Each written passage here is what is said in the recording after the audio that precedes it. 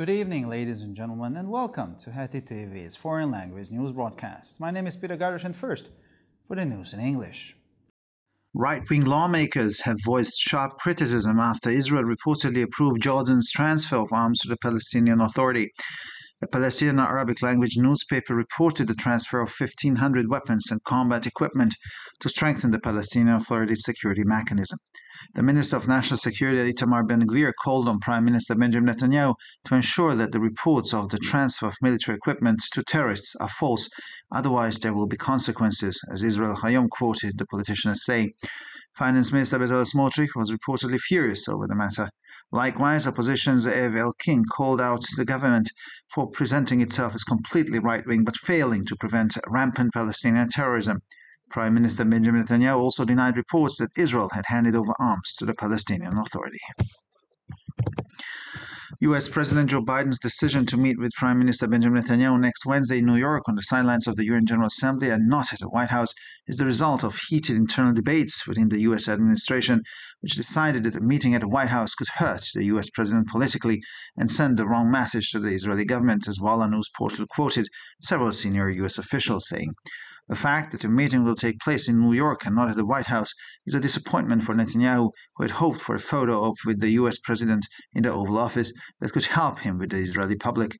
However, the planned meeting in New York will be the first time Biden and Netanyahu have met privately since the latter returned to the prime ministership some 9 months ago.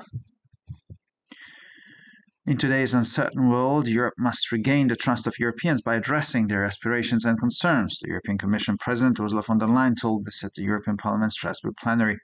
The President of the EU's legislative and executive body was delivering her last speech on the state of the European Union before next year's European election. In her speech, which lasted more than an hour, she said that the EU's most ambitious project to date is the European Green Deal, which aims to make Europe the first climate-neutral continent by 2050. This ambition has already become central to the European economy, and EU industry is ready to kickstart the green transition, she said. Unfortunately, the people of Europe cannot remain calm while listening to Ursula von der Leyen's plans for a European empire, wrote the chairman of the European Affairs Committee of the National Assembly on her social media page. According to Judith Varga, although we have heard some cliches, there is one thing that has not been mentioned, and that is the path to peace. The answer to Europe's challenges is still not war, the imposition of the concept of more Europe but peace, the politician explained. Judith Varga pointed out that only peace can guarantee the security and prosperity of nation-states in a smarter Europe. According to her, the road to this begins with an immediate ceasefire and peace negotiations. And finally, for the weather, it will be calm down the evening with only light winds expected. Thunderstorms will resume tomorrow. The temperatures will average around 13 to 17 degrees Celsius in the morning and 24 to 28 degrees Celsius in the afternoon hours. For further news, please visit our websites at www.hetitv.com or breuerpress.com. Thank you for your attention. So much for the news in English, and now for the news in German.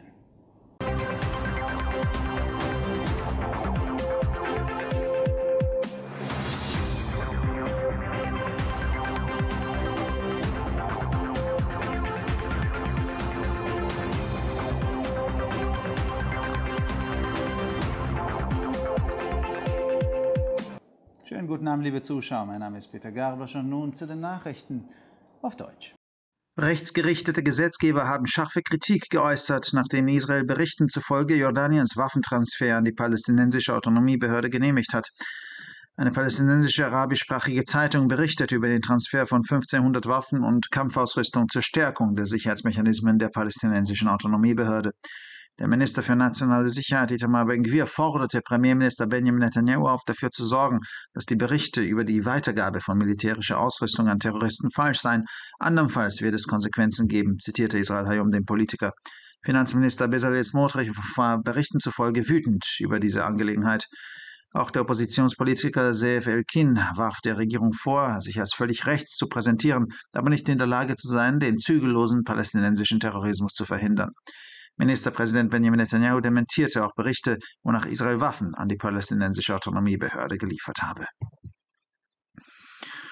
Die Entscheidung von US-Präsident Joe Biden, sich am kommenden Mittwoch in New York am Rande der UN-Vollversammlung und nicht im Weißen Haus mit Ministerpräsident Benjamin Netanyahu zu treffen, ist das Ergebnis hitziger interner Debatten innerhalb der US-Regierung, die zu dem Schluss kam, dass ein Treffen im Weißen Haus dem US-Präsidenten politisch schaden und der israelischen Regierung eine falsche Botschaft übermitteln könnte, wie das Nachrichtenportal Walla mehrere hochrangige US-Beamte zitierte.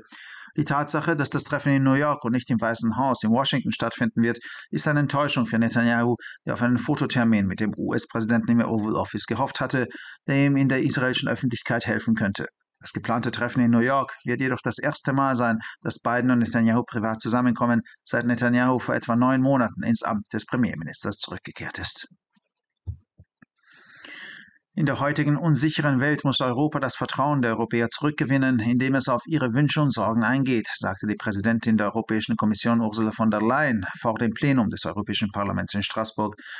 Die Präsidentin des legislativen und exekutiven Organs der EU hielt ihre letzte Rede zur Lage der Europäischen Union vor den Europawahlen im nächsten Jahr ab. In ihrer mehr als einstündigen Rede erklärte sie, das bisher ehrgeizigste Projekt der EU sei der europäische Green Deal, der Europa bis 2050 zum ersten klimaneutralen Kontinent machen soll. Dieser Ehrgeiz sei bereits zu einem zentralen Element der europäischen Wirtschaft geworden und die EU-Industrie sei bereit, den grünen Wandel in Gang zu setzen. Leider können die Menschen in Europa nicht ruhig bleiben, wenn sie Ursula von der Leyens Plänen für ein europäisches Imperium zuhören, schrieb die Vorsitzende des Ausschusses für europäische Angelegenheiten in der Nationalversammlung auf ihrer Social-Media-Seite. Laut Judith Warger haben wir zwar einige Klischees gehört, aber eines wurde nicht erwähnt, nämlich der Weg zum Frieden. Die Antwort auf die Herausforderungen Europas ist immer noch nicht Krieg und die Durchsetzung des Konzepts von mehr Europa, sondern Frieden, erklärte die Politikerin. Judith Warger wies darauf hin, dass nur Frieden, die Sicherheit und den Wohlstand der Nationalstaaten in einem intelligenteren Europa garantieren kann. Der Weg dorthin beginne mit einem sofortigen Waffenstillstand und Friedensverhandlungen, sagte sie. Und schließlich zum Wetter. Das Wetter wird sich am Abend beruhigen. Es wird nur noch leichter Wind erwartet. Morgen werden die Gewitter wieder zunehmen. Die Temperaturen liegen im Durchschnitt bei 13 bis 17 Grad am Morgen und zwischen 24 und 28 Grad am Nachmittag. Für weitere Nachrichten besichtigen Sie bitte unsere Webseiten www.hettitv.com sowie www.breuerpress.com.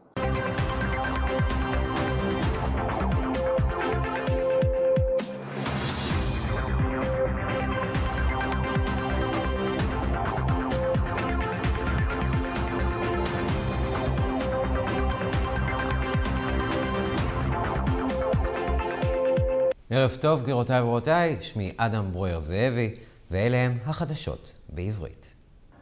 מחוקקים מהימין פרסמו ביקורת חריפה לאחר שעל פי דיווחים ישראל אישרה העברת נשק מירדן לרשות הפלסטינית. עיתון פלסטיני בשפה הערבית דיווח על העברת 1,500 כלי נשק וציוד צבאי שנועדו לחזק את מנגנון הביטחון של הרשות. השר לביטחון לאומי, איתמר בן גביר, קרא לראש הממשלה בנימין נתניהו לוודא שהדיווחים על מסירת ציוד צבאי למחבלים הם שקריים, אחרת יהיו השלכות, ציטט ישראל היום את הפוליטיקאי. ככל הנראה, שר האוצר בצלאל סמוטריץ' כעס מאוד על המקרה. כמו כן, גם זאב אלקין מהאופוזיציה אמר שלמרות שהממשלה מציגה את עצמה כימנית לחלוטין, היא אינה מסוגלת למנוע טרור פלסטיני משתולל. אגב, ראש הממשלה בנימין נתניהו הכחיש את הדיווחים לפיהם ישראל מסרה נשק לרשות. אין גבול לפייק ניוז, אמר בהצהרת וידאו. החלטתו של הנשיא ג'ו ביידן להיפגש עם ראש הממשלה בנימין נתניהו ביום רביעי הבא בניו יורק בשולי העצרת הכללית של האו"ם ולא בבית הלבן הייתה תוצאה של ויכוחים פנימיים סוערים בממשלת ארצות הברית שהסתיימו בהחלטה לפי הפגישה בבית הלבן עלולה להזיק פוליטית לנשיא ארצות הברית ועלולה לשלוח מסר רע לממשלת ישראל, צרטט פורטל החדשות של וואלה גורמים אמריקאים בכירים. העובדה שהפגישה תתקיים בניו יורק ולא בבית הלבן היא אכזבה עבור נתניהו שקיבל לתמונה עם נשיא ארצות הברית בחדר הסגלגל שיסייע לו בדעת הקהל הישראלית. במקביל, הפגישה המתוכננת בניו יורק תהיה הפעם הראשונה שבה ייפגשו ביידן ונתניהו פנים אל פנים מאז חזרה האחרון ללשכת ראש הממשלה לפני כ9 חודשים. בעולם הלא יציב הנוכחי, אירופה חייבת לזכות שוב באמונם של אירופאים על ידי התמודדות עם שאיפותיהם ודאגותיהם ציינה נשיאת הנציבות האירופית, אורסולה פון דר ליין.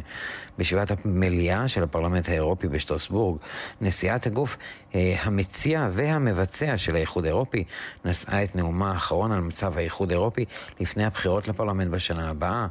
בנאום שנמשך יותר משעה, היא הסבירה בין היתר שהפרויקט השאפתני ביותר של האיחוד עד כה הוא ההסכם הירוק האירופי, שמטרתו להפוך את אירופה עד 2050 ליבשת הראשונה עם מאזן אקלים ניטרלי. המאמץ הזה כבר הפך למרכיב המרכזי בכלכלה האירופית, ותעשיית האיחוד האירופי מוכנה להמריץ את המעבר לירוק, אמרה אורסולה פון דר ליין. לרוע המזל, בהאזנה לתוכניותיה של אורסולה פון דר ליין לאימפריה אירופית, אוכלוסיית אירופה לא יכולה לנוח, כתב נשיא הוועדה לענייני אירופה של הפרלמנט ההונגרי ברשתות החברתיות. לדברי יהודית ורגה, למרות ששמענו קלישאות, לא דיברנו על דבר אחד, זהו הדרך לשלום. התשובה לאתגרים של אירופה היא עדיין לא מלחמה או כפיית יותר ערכים אירופאים, אלא שלום, הסבירה הפוליטיקאית. יהודית ורגה ציינה, רק שלום יכול להבטיח את הביטחון והרווחה של מדינות הלאום באירופה חכמה יותר. לדבריה, הדרך לכך מתחילה בהפסקת אש מיידית ובמשא ומתן. וכעת למזג האוויר. בערב מזג האוויר צפוי להיות שקט, ניתן לצפות לרוחות קלות בלבד. מחר תתחדשנה סופות הרעמים. הטמפרטורות חזויות להיות סביב 13 עד 17 מעלות בבוקר, ובין 24 ל-28 מעלות אחר הצהריים. לחדשות נוספות, אנא בקרו באתרי האינטרנט שלנו, ב-hattitv.com או broyerpress.com. תודה רבה והמשך ערב נעים.